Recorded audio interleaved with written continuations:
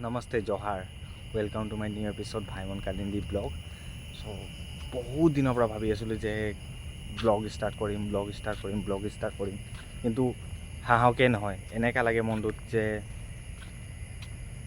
গাঁৱৰ মানুহে কি ক'ব, ওচৰৰ মানুহবোৰে কি ভাবিব বা কিবা এনেকৈ ঢেৰ কিবা কুৱেশ্যন আহি থাকে নিজৰ মনটোতে। কৰিবই নোৱাৰোঁ। সদায়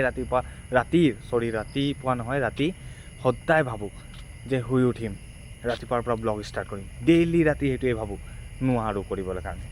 মনটোত লাগে মানুহে কি ক'ব, ঘৰৰ ওচৰৰ মানুহে কি ক'ব, এই আমুকৰ ল'ৰাটোৱে এই ভিডিঅ' বনাই ফকতীয়া ঘূৰি ফুৰে। কিন্তু কি ক'ম, তেহেঁতি বুজি নাপায় সেইটো কথা, কণ্টেণ্ট কি বস্তু।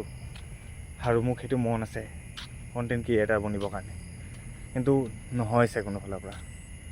যেতিয়াই মনটোত ভাবোঁ তেতিয়াই মনটো খাই পেলাই যে ঘৰৰ মানুহে কি ক'ব। আৰে ঘৰত যদি এপোৱা চাউল নাথাকে ন, কেতিয়াও সেই ওচৰৰ ঘৰৰ মানুহটো আহি কিনে নকয় বেটা ভাত খালি নেকি বুলি। কিন্তু মনটোত আজিকালি ৰাইজ বুলি কথাটো বহুত ডাঙৰ কথা। ৰাইজে কি ক'ব, মই কিবা এটা কৰিব ওলাই যাম বা কিবা এনেকৈ মোবাইল লৈ এনেকৈ ঘূৰিম, হাতত এনেকৈ আগফালে মোবাইলটো ল'লোঁ, হেল্ল' গাইজ কিবা ক'লোঁ, মানুহে কি ক'ব, ল'ৰাটোৱে ফকতীয়া হৈ গ'ল, এনেকৈ ফকতীয়া মোবাইল লৈ ঘূৰি ফুৰে। কিন্তু মোক মন বহুত আছে, বহুত কণ্টিনিউ ব্লগ দিবলৈ কাৰণে। আৰু মই দিম আজিৰ পৰা নিজকে নিজে প্ৰমিছ কৰিছোঁ, মই দিম আজিৰ পৰা কণ্টিনিউ ব্লগ দিম। আৰু মই এইটো মই আপলোড কৰিম, মোৰ সাহসৰ কাৰণে যে মই এইটো আপলোড কৰিম যে কি হয় চাম।